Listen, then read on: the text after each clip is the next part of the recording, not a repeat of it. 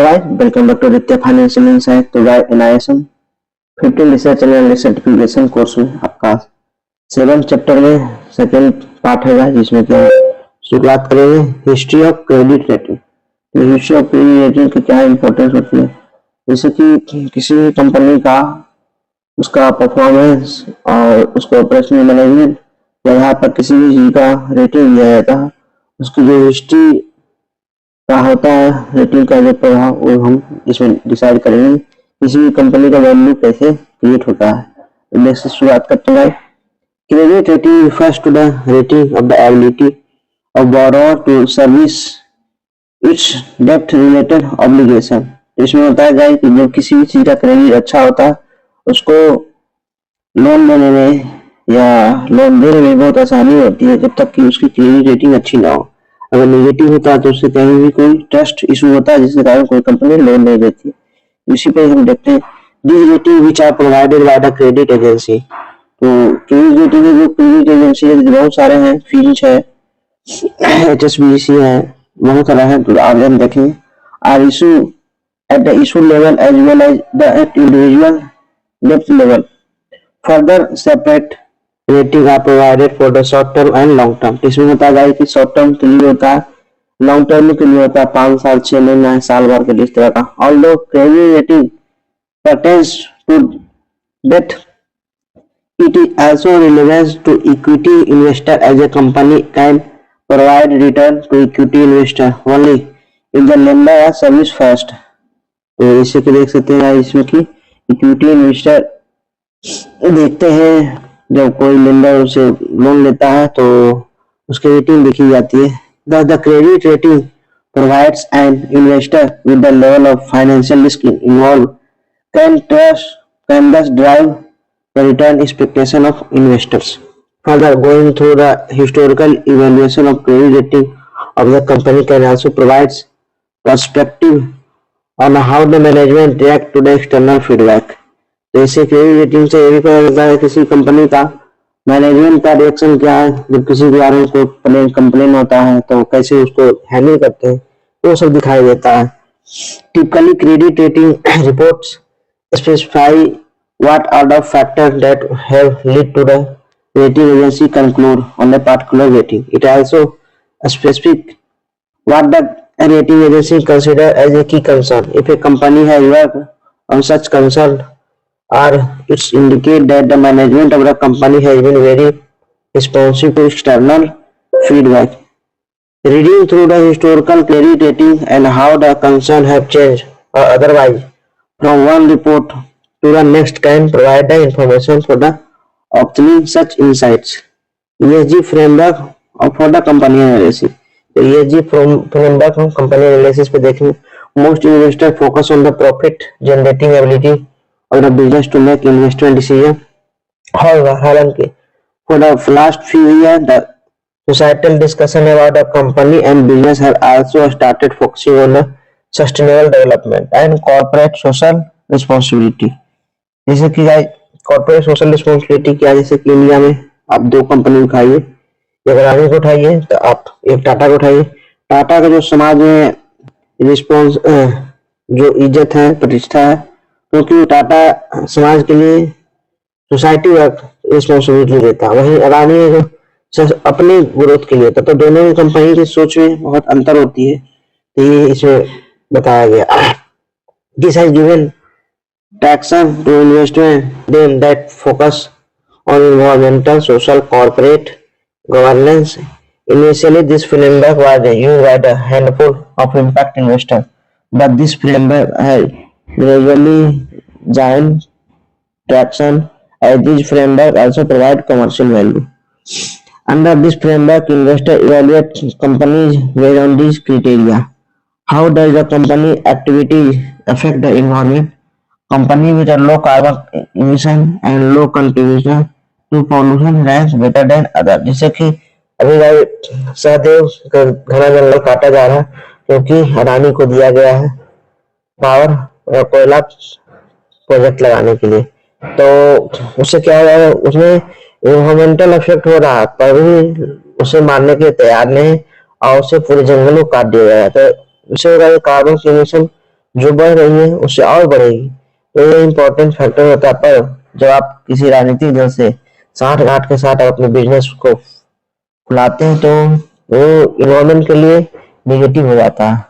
What are the activities that the company perform in a term of social development? This includes focus on the human rights, gender equality, many such social factor. Company that contribute more to this factor rank better than others. The Daraj criteria focus on the corporate governance standard followed by the company. ESG investor use ESG filter to short list their potential investment. One short listed the stocks does not become a automatic investment. Investor perform all the other regularly analysis to identify suitable investor. तो अगर कोई भी investor होता है वही stocks को देख के नहीं इन्वेस्ट करता, क्योंकि वो सबसे पहले किसी भी कंपनी का देखता है सेगमेंट कि किस सेगमेंट में इससे ज्यादा कोई परफॉर्मेंस कर रहा है नहीं, इसके ऑपरेशनल कैसा है, प्रोडक्टिविटी कैसा है, आगे की प्लान क्या है। तो हर एक चीज देख के कोई भी इन्वेस्टमेंट करना चाहता है। तो इसमें यही बताया गया। Although ESG framework appear to be more focused on ethical criteria than financial criteria, but the proponent of the framework cite several financial advantages that can accrue to company following ESG framework। ESG का जो भी framework होता है उसमें हम देखते हैं company focus on environmental face minimum disruption on account of regulatory intervention of the environmental activity. तो ये अडानी के खिलाफ जो है पूरा पहला जो भी फ्रेमवर्क है अडानी के अगेंस्ट है। इसी कारण है कि अडानी में कोई जल्दी इन्वेस्टमेंट नहीं करना चाहता, वो गवर्नमेंट से ही लोन उठा के या कंपनी को एक्वायर करके पैसा बना रहा है। Company working toward the social causes generating positive recall value in the society which can make it easy for them recruit, employ and attract customer। अब देख रहे हैं कि रिलायंस है कि एक अपनी पॉजिटिविटी मार्केट में बनाया हुआ है, जिसके कारण है कि सोशल सर्विस भी देता है और जिसके कारण है कि वो सोसाइटी में बहुत बड़ा इम्पैक्ट है, जैसे कि उसके कस्टमर बहुत अट्रैक्टिव होते हैं। आज हर एक बिजनेस में रिलायंस का इन्वॉल्वमेंट है, तो ये इसके पे अप्लाई होता है। Suitable production process can lead to less cost on the account of power consumption or water usage. A strong corporate governance practice reduce risk perception and in turn reduce the cost of capital for the organization. Equity analyst can include discussion on ESG parameter so that it can guide investors who care for the ESG factor. The Security and Exchange Board of India has proposed strengthening regulation on the environmental social governance disclosed by the listed entities to enhance their credibility and has named top 100 listed company to make ESG disclosure as per the business responsibility and sustainability report। तो भाई सेबी ने भी इस पर proposal दिया है कि ESG factor जो भी लिस्टेड कंपनियां 1000 कंपनी को डिस्क्लोज करना चाहिए, जिससे कि लोग रिस्पॉन्सिबिलिटी बढ़े और जो भी इन्वेस्टर होते हैं, इंडिविजुअल इन्वेस्टर होते हैं, उनके प्रति ट्रस्ट बने। तो पैरामीटर फॉर 2023 में रखा गया था। This initiative will bring more transparency as required for the ESG analysis and data point needed for ESG based investing. Financial year 22 more than 175 company voluntary reporting BSR framework. Source of information for analysis. Source of information से क्या important होती है analysis में, तो हम इस पर देखते हैं। There are multiple sources of information on a company. Some of them are defined below. In addition, there are various paid and free database which can be used by the analyst to analyze the company. Annual, quarterly reports, most easily available, reliable and consistent source of information. Conference call transcript। Conference call में जो भी बातें रखा जाता है वो भी important होते हैं। इन्वेस्टर रिलेशन और presentation. Management interview on the internet, company website, ministry of corporate affair website, research report from the credit rating company, research report from the various source media report, parent company annual report and website, competitor website including international competitors, print media reports on the company.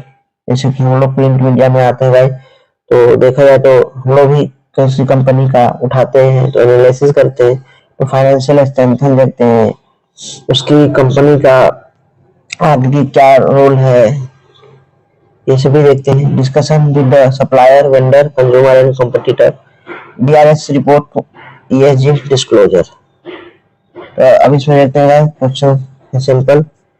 For doing the SWOT analysis of a company, which of the following could be first approach? Identifying a strength and weakness, identifying a strength and opportunity, identify weakness and threat, identify opportunity and weakness.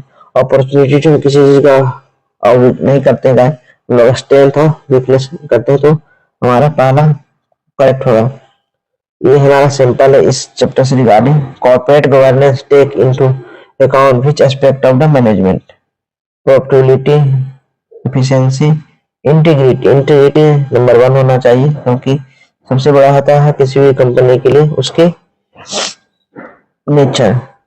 To as the company a good analyst must track review which of the following periodically, disclosure, commitment, delivery, और तीनों करेगा भाई।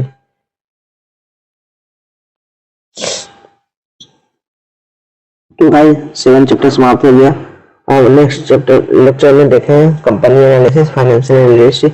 इसमें भी भाई इसी तरह बने रहें और चैनल को फॉलो कीजिए, और जो भी आप सीखना चाहते हैं वो कमेंट में डालिएगा, उसको बाद में नेक्स्ट लेक्चर बनाऊंगा। थैंक यू भाई।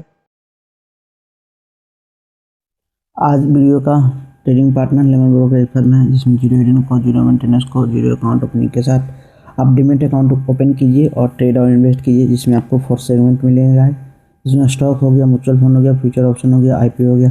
जहाँ से आपको ईजी लगे वहाँ से शुरुआत कीजिए। IPO से शुरुआत करते सकते हैं, म्यूचुअल फंड से भी शुरुआत कर सकते हैं, जो विदाउट रिस्क है।